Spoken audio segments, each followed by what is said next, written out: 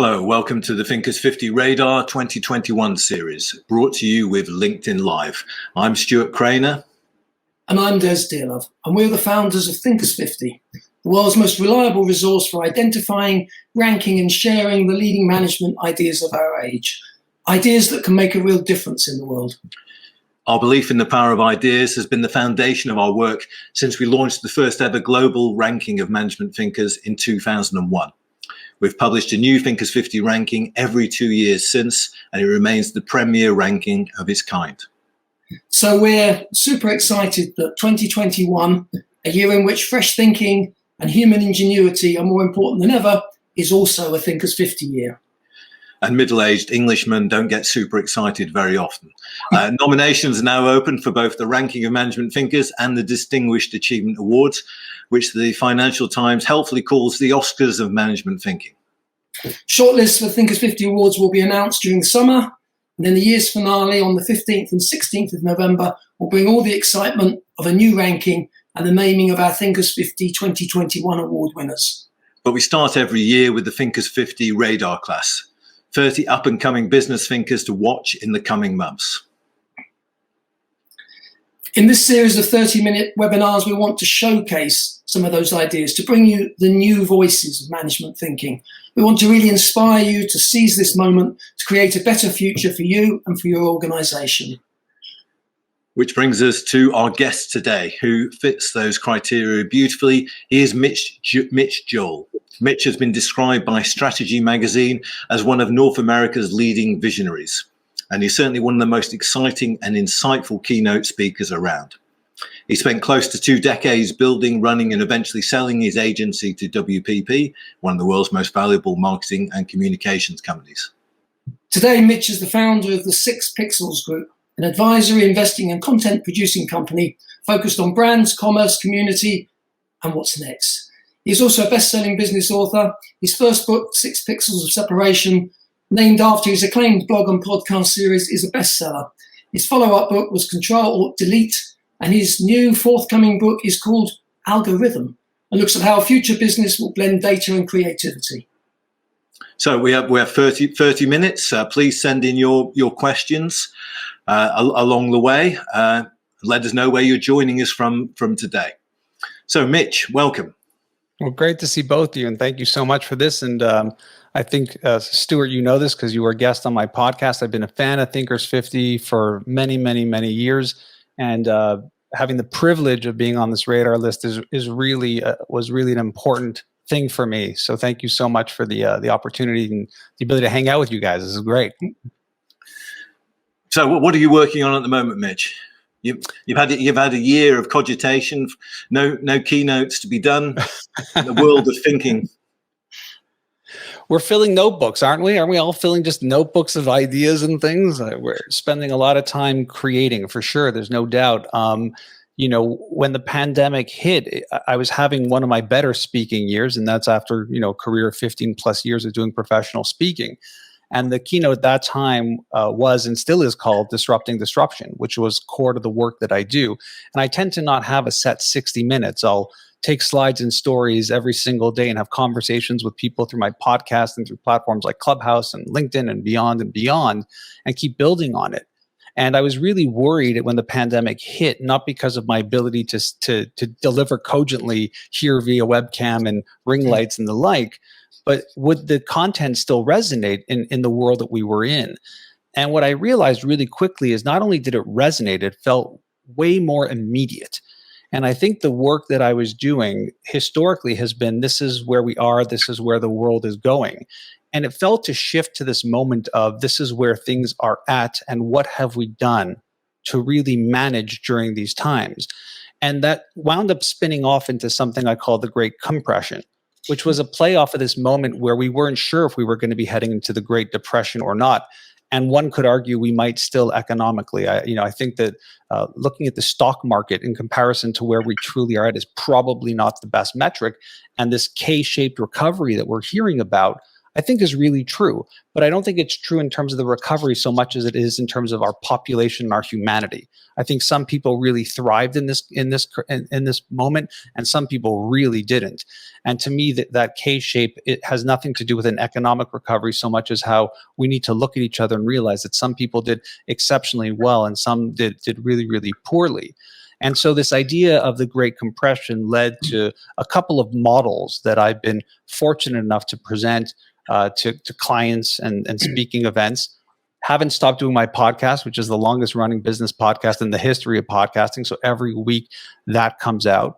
And I've been very active on a stealth startup that will probably launch end of summer. And, thinking about the third book, because I figured after about 8 or 9 years of the last one, I should probably get on that as well. But it's time. I think it's probably time. Tell us what's been compressed in the Great Compression. Give us a feel for what the sense of that world, because it resonates. As soon as I heard it, it resonates. Yeah, and I appreciate that, Des. The macro way to look at it would be to say, well, look, in the world of commerce, e-commerce had captivated somewhere around 15% of all commerce prior to what we had happen at COVID-19. Now, of course, because of all the lockdowns and everything, that number shot up well past 60, 70%, somewhere seeing in the 80% ranges. And this idea was something that we had talked about in the digital space of 30-30, that by 2030, 30% of all commerce would be digital. Now, we surpassed that, and it was this dramatic moment. The question isn't necessarily, will it go back to 15? It won't. Consumer habits and behavior have changed, and it'll probably stay well over the 30 point now, where we are in this moment in time. And so what's the bigger message there? It's the fact that we had everybody from our youngest, our K1 kids, up into our eldest of elderly, where we were slipping iPads under the door so that we could communicate with them and show them how to do online ordering and all this stuff, that we saw this compression, this digitization that we thought would take decades more happened very, very rapidly. And the result of that created a myriad of other things, including forced innovation for small and medium-sized businesses, including larger organizations to rethink what they're doing in everything from how they communicate to their teams and their employees to their physical space. And the ramifications of this, I don't think are written. And in the infamous thinking of F. Scott Fitzgerald, who said we have to hold these two opposing forces in our brains at the same time, I think that that's been the real answer through the pandemic that's going to lead people through the Great Compression. Can you operate and build models in a world where maybe everything has changed forever, and or we might look back and go, wow, those 2-3 years were insane, but now we've got it rectified or changed it in some way, shape, or form. And again, people want to put the flag in the ground and go, this is how it's going to be. And I'm not sure any of that has really been written yet, because we've seen everything from a bit of a sit back from people who can't afford things and are rethinking their bucket and their purchases and what they're trying to do, to a world where we're seeing a lot of pent up demand for a lot of verticals that we never imagined so. And so the Great Compression, that this moment of compression, has created new consumer behavior, and it's also fundamentally changed how we need to think about our business models and ultimately how we manage our teams and how we manage our customers. So it's interesting about holding to. Sorry, Stuart. It put me in mind of Roger Martin's stuff, your fellow Canadian thought leader, who talks about integrative thinking and the idea of it's not an either or, it's an and. And it does feel that sort of way of thinking is because we have to be more fluid, we have to be more flexible. I think the word pivot is overused, but we have to be more nimble, whatever word we want to use. And the integrative thinking, the holding two ideas at the same time, seems to be the way forward. Yeah, no, Dust, I completely agree with that. And not only am I a huge fan of Rogers, he's been on the show and I've had a chance to talk to him and have communications with him. And I think it's really true. And the businesses that have, I don't want to say thrived. I talk about businesses in what I call these 3 S's during the Great Compression. One was we were in survival mode. Immediately as this happened, we all went into survival mode. I would say in August, September of last year, back to schoolish time, we went from survival mode to sustain mode. We realized that this isn't going to be 2 or 3 weeks or a couple months, and that there might be fundamental shifts down the road, and that whatever we've implemented to survive might need to be both in a sustaining model or new opportunities within how we're developing our structures and our business models and our management strategies. And then the last S, is to strive, which is where we were before the pandemic was. I mean, I really do wonder how many of us have taken the moment to reflect on the fact that things were actually kind of good. I mean, world always has problems. There's always issues of equality and inequality and the haves and the have-nots, without a doubt. But in an economic sense, I don't think we really understood how well we were doing, mostly because we were probably just using Wall Street as the metric. And again, I think we could debate and discuss that forever. I don't think it's the best metric to see how we're actually doing as a society. So, are we striving? We're not striving yet. And I don't think we're going to see striving for a bit.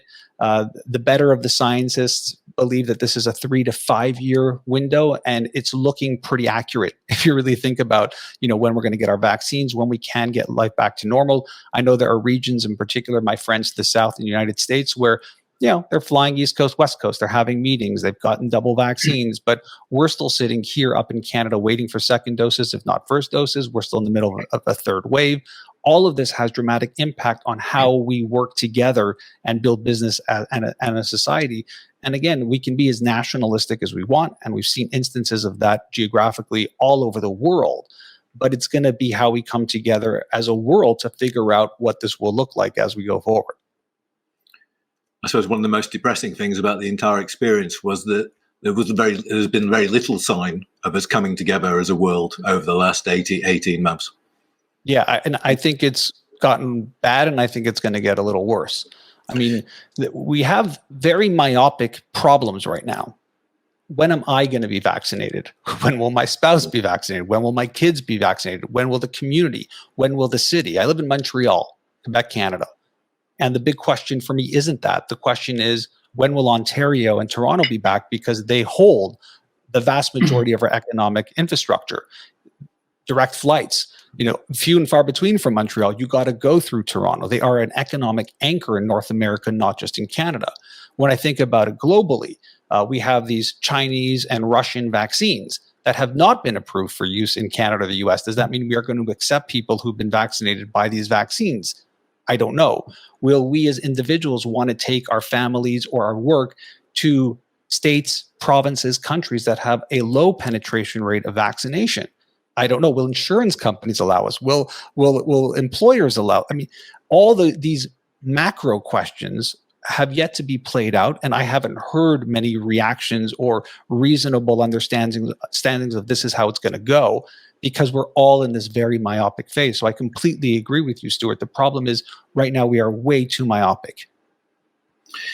I mean, there's a sense from what you say, Mitch, that the future is still up for grabs, and the mistake would be to assume that what has evolved over the last year is actually what the future looks like. And in fact, many of the issues about business models and how people behave in organizations are still to be determined, which relates, I think there's a question from Jyoti Joseph. Jyoti says, inequality was already a problem, and now this pandemic and its K-shaped impact will intensify the divide. What can communities do, companies and governments? And I think there's a sense that now is the time to set the agenda for the future. But there is the temptation for companies and governments and communities to settle back and think, oh, thank God that's over, rather than now to concentrate energy to shape the future. Yeah, I mean, I might make the argument that the agendas have been set for 5 to 10 years already. And I think it's the moment where we need these people and infrastructures, these government and companies to show us the receipts, as we're saying in the business world. Show us. Don't just talk about it. And again, I very much self-identify as male, pale, and stale. I recognize that I'm a middle-aged white guy from North America and Canada who speaks multiple languages, who has all of my limbs, who doesn't have that many disabilities, I should say. And I live in a world where it's not a question of whether or not I'm being racist or whether or not I'm being sexist. I have benefited tremendously from a system that is. And I think that is one access point that many of us, many leaders can embrace. You yourself may be a good person, true, but you have significantly benefited, as I have, from that system. We have to be able to see that. And the show your receipts is an important one now, because we can say we want diversity, we want inclusion, we've dealt with BLM, we've dealt with the Me Too movement, but we haven't. And we don't see it when we look at the management pictures or the board of directors pictures. If you want to really see diversity and inclusion, we'll see it in the picture. We'll see if the actual infrastructure shows and demonstrates that. And the truth is, we haven't seen it. No. Gillian joining us here says, governments keep us myopic. I would gladly give my vaccine to teachers, policemen, women, etc., college girls, etc. We have people who are too removed from reality of normal life. I think there was a sense, but I'm not sure that that's actually changed. The elite still keep a safe distance from where the danger is, it seems to me. But I think a real sense within people having come through this that we do, some of us at least, want to make it a more generous world. Yeah, I mean, geography is a funny thing. I mean, we have many people who are like, well, I'm never going back to work and I don't have to worry about the infrastructure of offices. And my general reaction is we have to be careful what we wish for, because people didn't gentrify. They didn't move out in urban sprawl. If they left because of COVID with this idealization that they're not going to go back to work as it was, they've fundamentally emigrated out of the city. And if you have an emigration out of a city, you know, as you live outside of London, I live in Montreal, I'm on the island of Montreal, I'm literally a stone's throw from downtown. It's quite depressing to think not just about the businesses that surround and support the architecture of what people do when they go to the office and space. It's scary to me from a cultural standpoint. I mean, I know this living in Montreal, you don't get the best concerts, you get the bees. They try to do things, but ultimately it goes to where the population is. And this inequity has showed through geography. When people move to the country, they are further and further away from others. That's a privilege. Most people don't have it. They're stacked on top of each other in these big cities that have a reason for being. And they have a reason for creating layers of work and employment and opportunity. And if we erode that because those with privilege have removed themselves from this, I don't need this anymore, we're creating cataclysmic long-term results to the economy, which might be the adoption and growth of these trillionaire type businesses or billionaire type world or multimillionaires. And then the inequity just gets greater and greater. So I'm not saying we need to go back to how it was. It's not at all the banging of the drum I'm trying to do here with Thinkers50. It's much more for me to think in the macro sense. What are we trying to actually accomplish when we talk about these things? And so I just think in reaction to what Stuart said, the agendas have been set. I haven't seen any businesses say, you know, we're not going to go down this diversity path. We're not going. But the truth of the matter is, if you look at what happened here, just look at venture capital since COVID-19. There's billions in dry powder that hasn't been deployed, and yet the funding of female entrepreneurs has plummeted. And we know the people who've suffered most through this have been primarily women, it's been BIPOC, people of color, etc. So we have not even taken this moment of reflection to really amplify it and bring it forward when there is all this dry powder to do this. And so I find it, you know, frustrating. I mean, I find it frustrating because in this great compression, there should be millions of flowers planted or seeds planted to create millions of new flowers and opportunities. And we seem to be stuck in what Professor Scott Galloway calls this world of unregulated monopolies that are just having dominance upon dominance. And here we are. Yeah, I mean, you know, try to swing it a little bit more positive. I read somewhere you were saying, you know, let's not squander this opportunity too, because I think there is genuinely an opportunity here. I'm not saying it's being realised yet, but potentially there is potential for change. You see it. Small companies in particular have had to innovate. I mean, the vaccines arriving as quickly as they did. We've seen some wonderful examples of human ingenuity, which is our sort of superpower as human beings. It absolutely is. And look, I've been very, very lucky being both Canadian and friends with Harley Finkelstein, who's one of the original and current president of Shopify, to watch this. And it's not just a marketing trope when they talk about arming the rebellion. They are empowering a myriad of entrepreneurs to figure out and do things differently, to actually capitalize and monetize in areas where chances like that were such a high hurdle to overcome, to start that business, to get it to reach an audience, to find it in a world, and to watch that business acquire the wealth that they've acquired through helping build brands, build real businesses, empower people to start their own business has been absolutely incredible. So there's no doubt that within a time of struggle, we see some of the greatest innovation. There's no doubt, and there's no doubt we're going to see some amazing companies come out of here.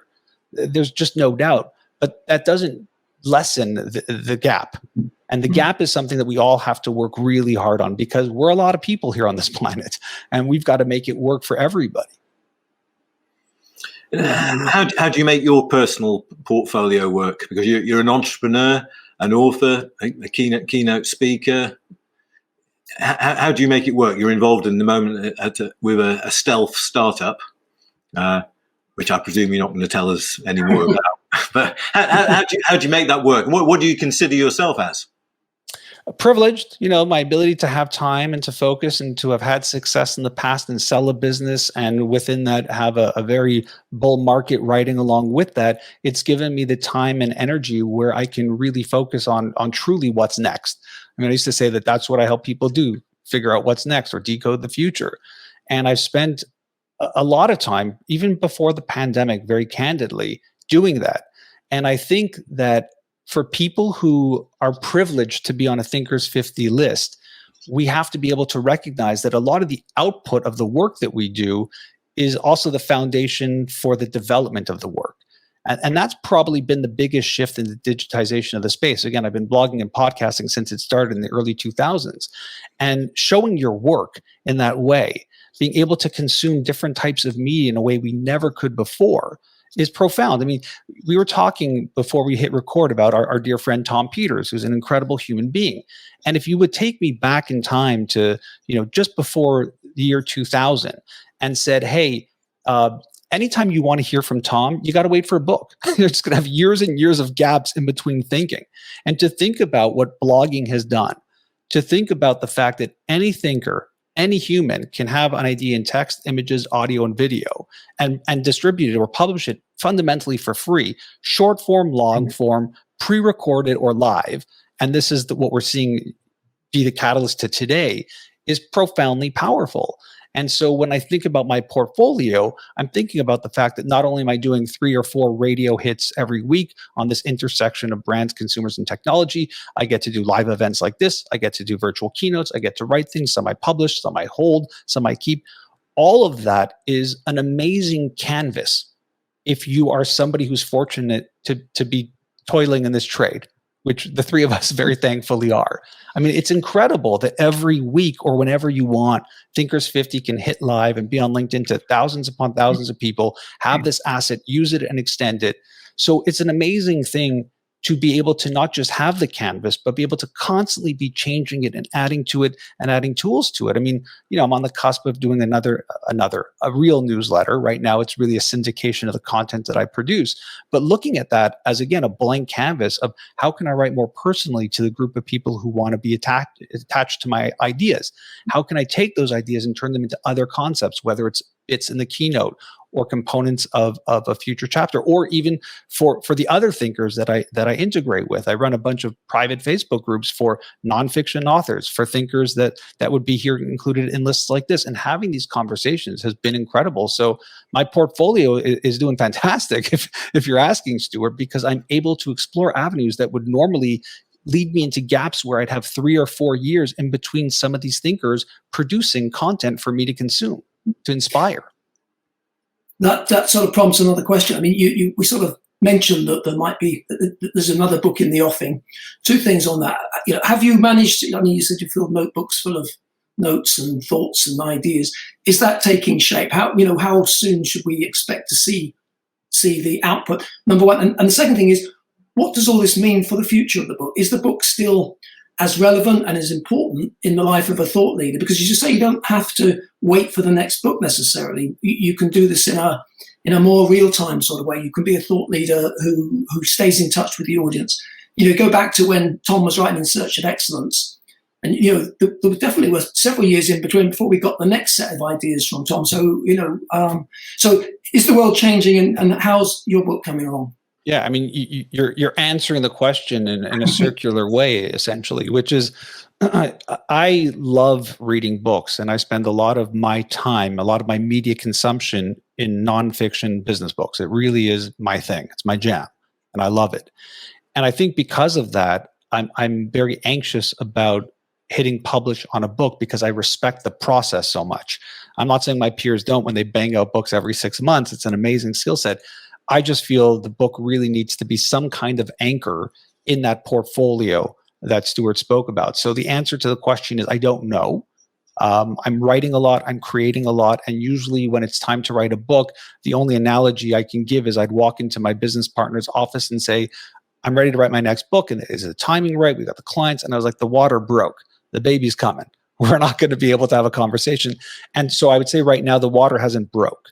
And when the water breaks, I'm sure it will flood and it'll come and it'll be everything that I can write in that moment. But with that, I feel exactly what you're saying, which is I create so much content. And I'm adding so much value, at least for me, in terms of the development of it, that I haven't found what the anchor would be of the book. I think it would be easy for me to do a disruption book, and there'd be nothing wrong with it, and I'm sure it would do quite well. But I think there's something else there and something more. I've been tinkering with styles of writing and how I write and communicate, and playing with a whole way of creating. So the answer is yes, I don't know. It's coming soon. How do I feel about books? The same way I've always felt. The people who take writing books seriously and do it with intent is very clear in where they rank in places like Thinkers50, and very clear where they rank in things like bestsellers lists.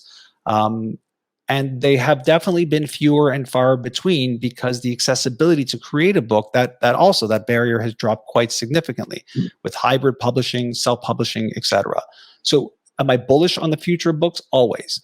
I don't believe we can learn and be inspired that much from short form content. I think it works, and it's a good top of the line skimming of the surface, but the depth, for me at least, comes from books. And it seems like the people that I respect and like the most would agree that the book tends to take you deeper.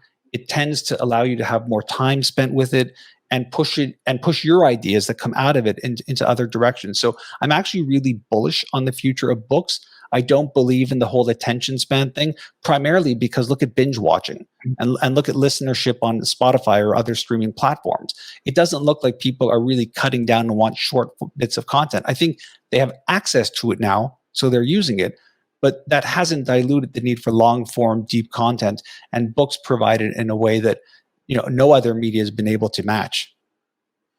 I see, and it was announced today in the UK that sales of non-fiction were up 30% or something like last year. Not surprisingly, one of the things I admire about you, Mitch, is you're a fantastic networker and you're a master of social media. I mean, you virtually invented Clubhouse, and I noticed that Carl Moore from Montreal is also watching this session, and Carl's worked all about introverts and extroverts.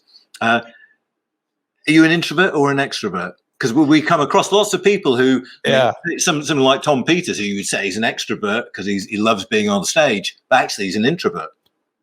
Yeah, so I'm going to name drop a little bit because it makes the story resonate more. One of my close friends is Susan Cain, who wrote the book Quiet, which is the book of introverts. It's also a book that Tom Peters says changed his life. And Susan and I have a tradition where we usually have a coffee right before TED starts, because we've both been going to TED for quite some time, and we've become just very, very close over the years. And one day, I believe it was over one of these coffees, I said to Susan, I'm such an introvert sometimes, because we were talking about, we got to go network and meet these people. I'm so introverted. And she said, "You're not introverted, Mitch. You're socially awkward." so I had to Susan Cain, because it enables me to not have to engage in the conversation. I think, Carl would probably agree that a lot of people are both. It depends when. I think there are moments where I'm extremely introverted and inside myself and enjoy that quiet and that time to be alone and think. And then there are moments where I want a bit of the social aspect, but I'm clearly not as extroverted as Carl. Carl is extremely extroverted. I tend to be more introverted, socially awkward. But the bigger idea here would be this. I mean, you've been running this incredible organization, and you've highlighted some incredible people and people that I've been exposed to, that I've then had on my show and been connected to and become friends with. And the truth of the matter is, what you really are highlighting is not the people's thinking, but rather their ability to cogently stand up and communicate that to an audience. And so when I think about Thinkers50 or this idea of introverts or extroverts, I genuinely believe that the people that inspire me the most, and the person that I would like to most be, is somebody, regardless of the ideas and the work, someone who can really cogently stand up and communicate that to an audience. And I think that skill set and my ability to do that and how much care and practice I put onto that is critical to getting real ideas to spread. You could look at famous CEOs across the landscape, and I would say that the similarity that you would see across the board is their ability to not just communicate, but have people really attach on to the way in which they communicated.